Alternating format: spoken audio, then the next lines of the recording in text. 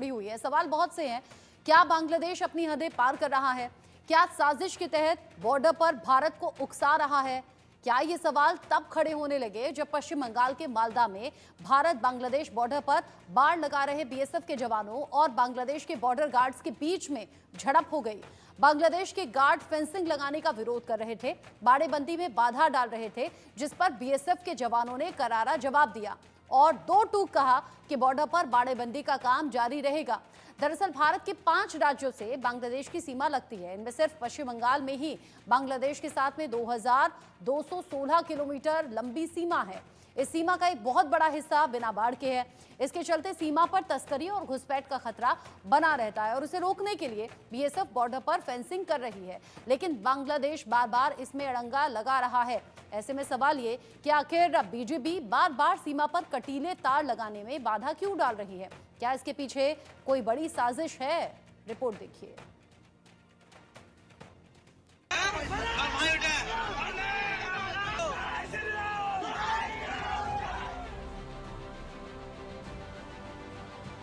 इस तस्वीर ने बांग्लादेश की यूनुस सरकार के होश उड़ा दिए हैं, चेहरे की रंगत बदल दी है, हवाइयां उड़ा दी हैं। इस तस्वीर के सामने आने के बाद यूनुस के पैर लड़खड़ाने लगे हैं, हाथ कपकपाने लगे हैं, उनकी सेना डरी हुई है, घबराई हुई है। इस तस्वीर ने हिंदुस्तान के वीर जवानों का दम दिखा दिया। इस तस्वीर ने बता दिया, जता दिया है, हिंदुस्तान का जवान ही नहीं, आम आदमी भी भारत माता के लिए किसी से टकरा सकता है, जान की बाजी लगा सकता है, अपनी जमीन के लिए मर मिट सकता है। ये तस्वीर पश्चिम बंगाल के मालदा की है, जहां के सुखदेवपुर इलाके में बॉर्डर गार्ड बांग्लादेश यानी बीजीबी आई तो थी बॉर्डर पर हो रही फेंसिंग रुकवाने, लेकिन बीएसएफ जवानों और हिंदुस्तानियों के गुस्से को देखकर उसे उल्टे पैर वापस लौटना पड़ा।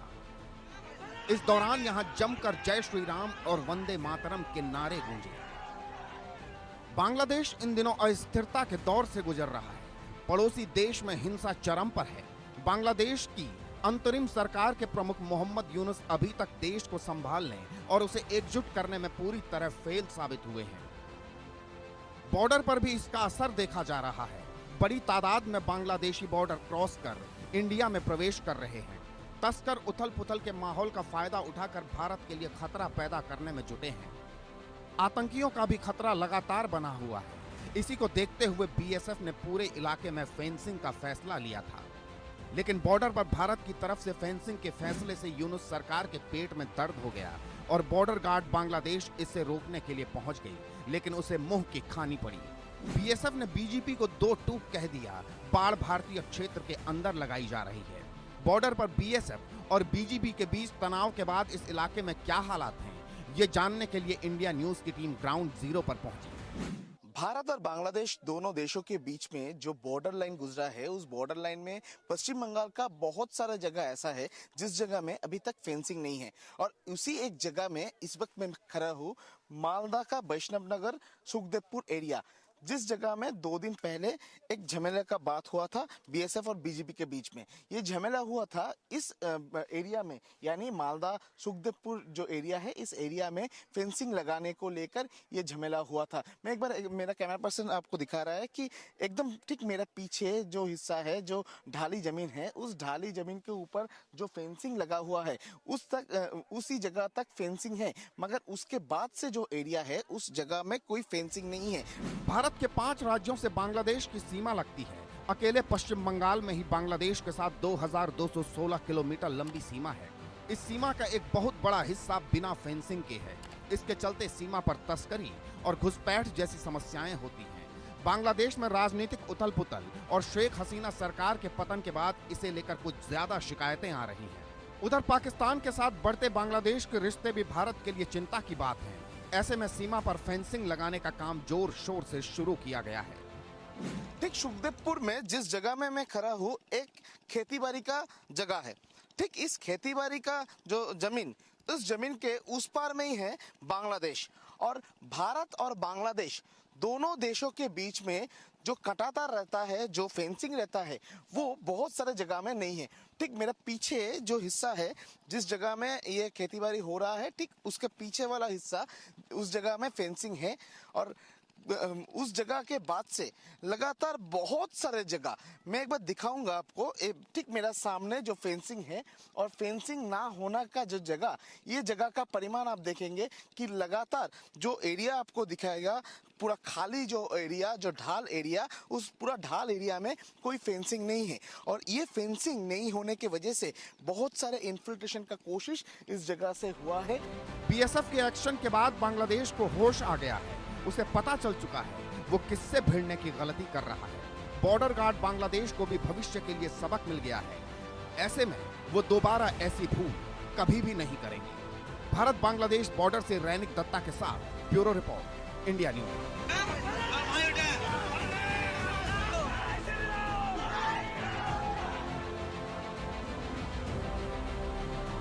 फंडिंग यानी कि चंदा लेने के बारे में आतिशी बात कर रही थी और आम लोगों से सहयोग की मांग भी कर रही थी। आगे बढ़ेंगे बांग्लादेश से। अगली खबर, बांग्लादेश जहां पर भारत के बीच में तनाव लगातार बढ़ रहा है। बांग्लादेश और भारत के बीच में जो टसल है वो बढ़ती हुई दिख रही है। बॉर्डर पर फायरिंग से एक बांग्लादेशी जख्मी भी हो गया है। जो जानकारी है, बांग्लादेशी तस्कर को गोली लग गई है। बीएसएफ पर गोलीबारी का आरोप लगा दिया गया है। बांग्लादेश ने बीएसएफ पर सीमा पर फायरिंग का आरोप लगाया है। बॉर्डर गार्ड बांग्लादेश यानी कि बीजीबी के कमांडर ने यह दावा किया है कि अजमतपुर सीमा के पास भारतीय सीमा सुरक्षा बल की गोली लगने से बांग्लादेशी युवक गंभीर रूप से जख्मी हो गया है। इससे पहले रिपोर्ट में हमने आपको दिखाई थी कैसे तस्कर यहां तस्करी करने की कोशिश में थे। 59 बीजीबी बटालियन के कमांडर लेफ्टिनेंट कर्नल गोलाम किबरिया का आरोप है कि अजमतपुर सीमा पर यहां पर फेंसिडिल की तस्करी करने की कोशिश करते हुए शाहिदुल बीएसएफ की गोली लगने से जख्मी हो गया। घटना के बाद शाहिदुल जख्मी होने के बावजूद बांग्लादेश में वापस भागने में कामयाब रहा। बीएसएफ ने घटनास्थल पर फेंसिडिल की 25 बोतलें, एक चाकू और एक टॉर्च से भरी हुई बोरी छोड़ी है। बीएसएफ और तस्करों के बीच में टकराव की तस्वीरें भी हमने आपको दिखाई थी, जहां पर जो तस्कर थे हाथों में भाले लेकर पहुंचे थे। बीएसएफ ने भी जवाबी कार्रवाई की, हवाई फायरिंग भी की, जिससे कि तस्कर भाग खड़े हुए बांग्लादेश की सीमा में भाग गए थे। इसको लेकर बात हम करेंगे। मेरे साथ में जुड़ गए हैं खास मेहमान अरविंद सिंह तेजावत जी, मेरे साथ में विदेश मामलों के जानकार, और मेजर जनरल रिटायर्ड जेके बंसल सर मेरे साथ में जुड़ गए हैं रक्षा विशेषज्ञ के तौर पर। आप दोनों का बहुत स्वागत। मेजर जनरल बंसल, हमने तस्वीरें दिखाई जहां पर तस्कर तस्करी करने की कोशिश करते हुए नजर आए, लेकिन बीएसएफ के जवानों ने अपनी ड्यूटी निभाते हुए उन्हें ऐसा दौड़ाया कि वापस भाग गए। अब अलग अलग तरीके से बांग्लादेश में आरोप लगाए जा रहे हैं बीएसएफ जवानों पर। कहा जा रहा है कि गोली मार दी बांग्लादेशी युवक को। देखिए रचना जी, गुड मॉर्निंग। ये जो झूठे आरोप हैं, झूठे आरोप का मतलब ये है कि 10 लोग तस्करी के वजह से हमारे हिंदुस्तान में घुस रहे थे, उनको वापस भगाया, जिसमें 2 तो हिंदुस्तानी ही थे और 8 जो है बांग्लादेशी। यहाँ से तस्करी करते हैं, जो हमारे जानवर हैं उनकी, खास करके बुल्स जो हरियाणा से या राजस्थान से जाके उनका तस्करी होता है, उसको रोकने के लिए जो है इस तरह की जो कार्रवाई की जाती है। तो ये एक तस्करी का मामला है और तस्करी के मामले में तो बांग्लादेश को भी इसमें सहयोग देना चाहिए। तस्करी एक परमिटेड नहीं है, दोनों देशों के लिए ठीक नहीं है। कहा यह जाता है कि जो वहाँ से हिल्सा जो मछली है वो काफ़ी इम्पोर्टेंट होती है, उसका टेस्ट बहुत ज़्यादा होता है और उसका जो रेट है जो बंगाल के अंदर में करीब 2,500 रुपीज़ पर किलो तक चला जाता है। वो एक टेस्टी होती है, जो स्वीट वाटर में होती है, जो वहाँ की पद्मा रिवर है और यहाँ से जानवरों की तस्करी होती है। तो इस तस्करी को रोकना बहुत ज़रूरी है। जो जैसा कि अभी आपने भी बताया था कि 2216 किलोमीटर लंबा बॉर्डर तो बंगाल वेस्ट बंगाल के साथ में ही है, बाकी तो 4000 से भी ज़्यादा है। तो वहाँ पर कुछ जगह पर फेंसिंग है, कुछ जगह पर नेचुरल जो है वो रिवर दोनों देशों को सेपरेट करती है। तो बांग्लादेश के अंदर में जो कट्टरवादी हैं वो आजकल अफवाह फैलाने में लगे हुए हैं और पता लगा कि उन्होंने किसी इस्लामिस्ट कट्टरवादी को वहाँ पे जो वहाँ की बांग्लादेश बॉर्डर गार्ड है उसमें भेजा है और उन्होंने ये कहा कि हमारे तरफ की जो 4.8 किलोमीटर रिवर है वो उन्होंने अपने मोटर बोट के थ्रू उस पर कब्जा करने की कोशिश की है, जबकि एक अफवाह थी वहाँ की जनता को खुश करने के लिए, क्योंकि बांग्लादेश की हालत बहुत ख़राब है। उनके पास में कोई ऐसे जो मोटर बोट वगैरह नहीं है कि वो जाके उसका जो वो कर सकें या किसी तरह की निगरानी कर सकें। हिंदुस्तान के जो हमारे भारत के साथ में हमारी जो बीएसएफ न्यूनतम से सक्षम है, बॉर्डर की फेंसिंग की जा रही है। फेंसिंग के साथ साथ जहाँ पर फेंसिंग नहीं की जा सकती, जैसे कि रिवर है, वहाँ पर कुछ पिलर गाड़ दिए जाते हैं और वहाँ पर ड्रोन के द्वारा जो है निगरानी की जाएगी। तो हमारी जो बीएसएफ पूरी तरह से चाक चौबंद है और किसी तरह की जो उनकी जो मिस एडवेंचरस जो उनके ख्यालात हैं उसको नहीं होने दिया जाएगा। जी रजनी। जिस तरीके से आपने बताया बीएसएफ के जवान 24 घंटे सातों दिन मुस्तैद भी, साथ ही साथ हम देखते हैं कि भारतीय जो सेना है वो हर तरीके से सक्षम भी है। अरविंद सिंह तेजावत जी, अगर तस्करी के इस मामले को मैं उठाऊं और इसके साथ साथ मैं पिछली कुछ घटनाओं को जोड़ दूं, फेंसिंग नहीं होना एक रीजन हो सकता है, लेकिन भारत बांग्लादेश के बीच में रिश्तों में जो तनाव पिछले कुछ दिन में बढ़ा है, क्या इसलिए इन तस्करों के हौसले बुलंद हो गए, या अमूमन हम देखें कि इस तरह की कोशिश होती होगी? रचना जी, आपने और बंसल साहब ने बहुत ही बेहतर तरीके से, और खासकर इंडिया टीवी के जो ground India news reporter sir. है उन सब ने बहुत ही, जी सॉरी, यस, इंडिया न्यूज के जो ग्राउंड रिपोर्टर हैं उन्होंने बहुत ही बेहतर तरीके से इसको बताया है। पर चीजों को और देखिए कि ऐसा नहीं है कि ये तस्करी पहली बार हो रही है, ये तो काफी दशकों से चली आ रही है।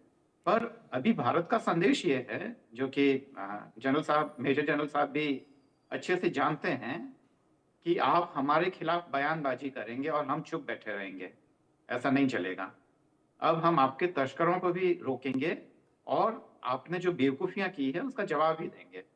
जब 1947 में भारत आजाद हुआ था, तब ये मसला था कि क्या भारत को अमेरिकी खेमे में चले जाना चाहिए।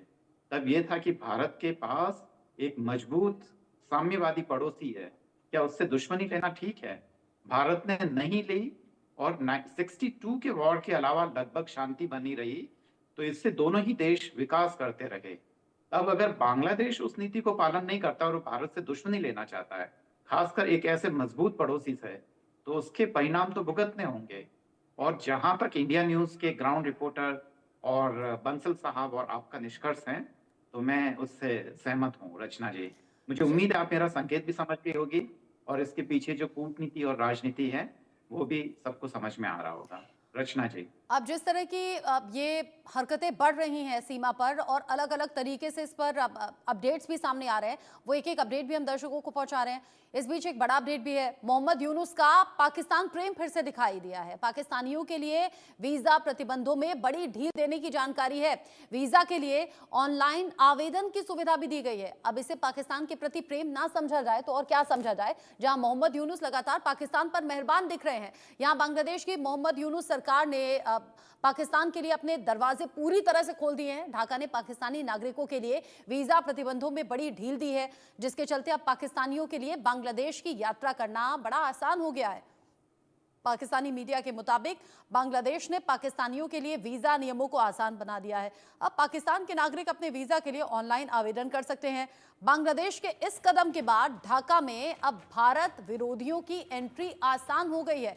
पाकिस्तान लंबे समय से बांग्लादेश में घुसने की कोशिश करता रहा है, लेकिन शेख हसीना के रहते उसे ये कामयाबी नहीं मिल पाई थी। अब हसीना के जाने के बाद उसके लिए मौके मानो खुल गए हैं। यूनुस सरकार इसमें खुलकर उसे मदद कर रही है।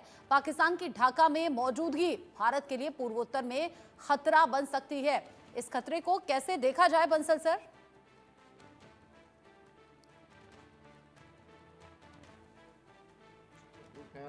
आईएसआई यहाँ पर जो सब कुछ भड़काते रहते हैं, और जैसे आपने कहा नागरिकों को तो वीजा दे ही रहे हैं।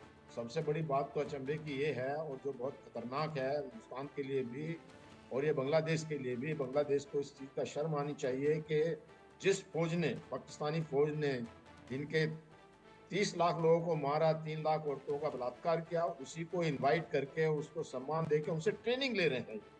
जो वहाँ की सेना जब इनको ट्रेनिंग देगी, और ट्रेनिंग देने का इनका मकसद ही सिर्फ ये है कि एक अफरा तफरी का माहौल पैदा करना। इनकी दोनों देशों की इकोनॉमी ध्वस्त हो रही है, और फिर भी जो अपनी सीमाओं को ये अपनी सिक्योर नहीं कर पा रहे हैं। उधर से अराकान आर्मी जो है इनके ऊपर हावी है, और जो सेंट मार्टिन द्वीप है उसके ऊपर भी आक्रमण कर दिया है। दूसरी तरफ जो पाकिस्तान है, वहाँ पर जो टीटीपी है और जो तालिबान उनके ऊपर जो कब्जा करते जा रहे हैं, उनके सैनिकों को मार रहे हैं और अंदर घुसे हुए, और इकोनॉमी ध्वस्त है। लेकिन उसके बावजूद भी जो पाकिस्तान है वो बांग्लादेश में आकर के अशांति फैला रहा है, और उसमें आईएसआई और जो जमाते इस्लाम है इनका ज़्यादा अहम रोल है, और इनका रोल होने की वजह से ये बिल्कुल बांग्लादेश को बर्बाद कर देंगे। और इनकी मिलिट्री अभी इनके पास में पूरी तरह से कोई इकोनॉमी इतनी ध्वस्त हो रही है, बड़े बड़े देश हैं जो मिलिट्री पे पैसा खर्च करते हैं वो खत्म हो चुके हैं, उनकी इकोनॉमी खत्म हो चुकी है। आप चाहे रशिया को ले लीजिए, ईरान को ले लीजिए, और बांग्लादेश की तो औकात क्या है कि ये अपना मिलिट्री का बजट बढ़ा करके, और जानता है कि जो भारत इतना सशक्त देश है कि उनके साथ कभी भी ये सदियों तक लड़ते रहे, कभी कोई कामयाबी नहीं होगी और भारत को उकसाना इनके लिए महंगा पड़ेगा। तो इस बात को जानते हुए भी मुझे समझ में नहीं आता कि जो बांग्लादेश है वो इस तरह के कदम क्यों लेकिन उठा रहा हैरानी है। इस और बात की कि पाकिस्तान बांग्लादेश लगातार इस तरह की हरकतें कर रहा है। कल ही हमने खबर बताई थी आईएमडी के 150 साल पूरा होने पर जो सेमिनार रखा गया, वहां बांग्लादेश ने निमंत्रण को ठुकरा दिया, जबकि पाकिस्तान ने हामी भर दी आने के लिए। तो ये अलग अलग सी घटनाएं हैं जो बता रही हैं कि बांग्लादेश को या तो भड़काया जा रहा है भारत के खिलाफ, या कुछ ऐसी चीजें भरी जा रही हैं कि बांग्लादेश अब अपनी सुध अपनी विवेक को खो चुका है। इस बीच एक और बड़ा अपडेट, हिंदुओं पर अत्याचार पर यूनुस सरकार ने बेतुका बयान भी दिया है। हिंदुओं पर हमलों की घटनाएं राजनीति से प्रेरित हैं, सांप्रदायिक नहीं बल्कि राजनीतिक प्रकृति की थी ये सभी घटनाएं। हिंसा की शिकायतों के लिए व्हाट्सएप नंबर भी जारी करने का दिखावा कर दिया है। बांग्लादेश में हिंदुओं पर अत्याचार को लेकर यूनुस सरकार की पुलिस का अजीबोगरीब बयान सामने आया है। बांग्लादेश सरकार ने पुलिस की एक रिपोर्ट का हवाला देते हुए कहा कि देश में 4 अगस्त 2024 के बाद अल्पसंख्यकों के खिलाफ हमले और बर्बरता की ज्यादातर घटनाएं सांप्रदायिक नहीं है बल्कि राजनीतिक प्रकृति की थी। बांग्लादेश पुलिस ने अल्पसंख्यक समुदाय से संपर्क बनाए रखने और सांप्रदायिक हिंसा की शिकायत सीधे हासिल करने के लिए एक व्हाट्सएप नंबर भी जारी किया है। अंतरिम सरकार के मुख्य सलाहकार मोहम्मद यूनुस की प्रेस शाखा ने एक बयान में कहा है कि पुलिस ने यह जांच बांग्लादेश हिंदू बौद्ध ईसाई एकता परिषद के इस दावे के बाद की कि अपदस्थ प्रधानमंत्री शेख हसीना के आरक्षण विरोधी आंदोलन के बीच में पिछले साल 5 अगस्त को देश छोड़कर चले जाने से एक दिन पहले से लेकर इस साल 8 जनवरी तक सांप्रदायिक हिंसा की 2010 घटनाएं दर्ज की जा चुकी हैं। अब यहाँ जो घटनाएं दर्ज की गई हैं, इससे कहीं ज्यादा ये घटनाएं रियल में हो चुकी हैं। अरविंद सिंह तेजावत जी, व्हाट्सएप नंबर जारी करने का दिखावा तो हो गया है, लेकिन उससे भी बड़ी बात ये कह रहे हैं कि ये सांप्रदायिक हिंसा नहीं, ये तो राजनीतिक तरीके से घटी हुई घटनाएं हैं। रचना जी, मुझे तो नहीं लगता, क्योंकि जो सांप्रदायिकता है वो दरअसल एक दक्षिण एशिया की एक बड़ी समस्या है और बांग्लादेश भी उससे अछूता नहीं है। तो यह कहना कि ये केवल है, पर यह है कि ऐसे में जो भारत के डिप्लोमेट इसे कैसे ट्रीट करे, क्या वो इसे बांग्लादेश का इंटरनल प्रॉब्लम समझे, या हम समझे कि क्योंकि वहाँ के बांग्लादेश के जो हिंदू भाई हैं उनका कहीं ना कहीं सेंटिमेंट्स हैं वो यहाँ के भारत के लोगों से जुड़ता है, तो वह क्या करें। तो यहाँ है कि इसमें भारत का हित और अहित किसमें है। यहाँ बांग्लादेश को यह समझना चाहिए कि भारत से दुश्मनी मोल लेकर, जैसा कि बंसल साहब ने भी कहा है और सारे ही रक्षा विशेषज्ञों का और कूटनीतिज्ञों की ये राय है कि दोनों के लिए अच्छा ये है कि दोनों साथ मिलकर उन्नति करें। अभी जो बांग्लादेश कुछ विदेशी ताकतों के, और सीधा सीधा अगर इशारा करें तो चीन के दबाव में वह भारत के खिलाफ जो बयानबाजी कर रहा है वह ठीक नहीं है।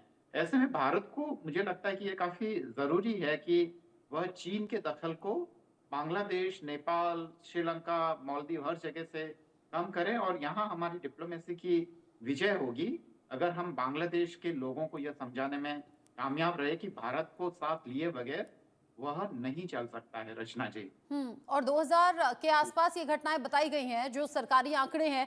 बंसल सर, इससे भी तो मंशा साफ हो जाती है ना, अगर आप किसी घटना को दबाते हैं, छिपाते हैं, आंकड़े कुछ के कुछ बताते हैं, और फिर यहाँ एक ये भी एंगल दे दिया गया कि ये तो राजनीति से जुड़ी हुई घटनाएं हैं, सांप्रदायिक किसी तरीके से नहीं है। फिर ये दिखावा भी हो गया कि भाई यहाँ जहाँ भी घटनाएं हो रही हैं वहाँ आप इस नंबर पर संपर्क कीजिए या फिर इस नंबर पर शिकायत कर सकते हैं।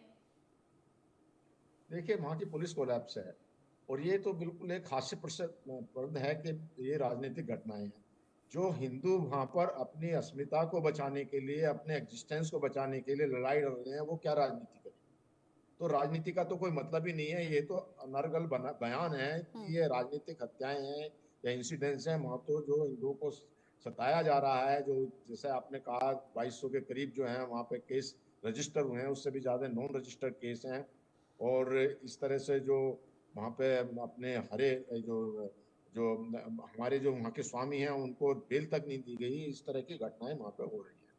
अब ये सारा जो एजेंडा है ये ओपनली वहाँ के जो कट्टरवादी हैं वो कह रहे हैं कि ये वहाँ पर बांग्लादेश में सिर्फ मुस्लिमों का राज होगा, शरिया कानून रहेगा, और वो किसी भी तरह से इतना प्रेशर दे रहे हैं कि जो सरकारी नौकरी में भी हैं जो हिंदू बांग्लादेशी, उनके ऊपर भी प्रेशर है कि या तो आप कन्वर्ट हो जाइए या आपको परेशान किया जाएगा, नौकरी छोड़ दीजिए, या उनको सताया जा रहा है। तो ये तो एक एजेंडा है उनका, और ये सारा कुछ जो पाकिस्तान, आईएसआई और जो ये जमात इस्लाम की उसके विचारों की तरफ से हो रहा है। और ये लोग जो अभी बड़े एक्टिव हो गए हैं, और इनको इस बात का ध्यान में रखना चाहिए कि जो हिंदुओं का काफी रोल रहा है बांग्लादेश की जो इकोनॉमी में, और जो इतना सब कुछ होते हुए उनको ये खत्म करने जा रहे हैं, तो ये एक अपना सुसाइड की तरफ बढ़ रहा है बांग्लादेश। और जैसे कटोरा लेके पाकिस्तान घूमता रहता है, अभी इनकी इकोनॉमी पहले अच्छी थी शेख हसीना के टाइम में, अभी इकोनॉमी खराब हो जाएगी। हाँ। इनका जो वहाँ कपड़ा उद्योग था, और सबसे बड़ी टेक्सटाइल, बात ये, अगर अंतरिम सरकार का गठन हुआ है और उसके प्रमुख अगर मोहम्मद यूनुस हैं, तो यहाँ उल जुलूल बहानों को बनाकर वो अपना पल्ला झाड़ नहीं सकते। जिम्मेदारी सीधे तौर पर उनकी बनती है और निभानी चाहिए। बंसल सर,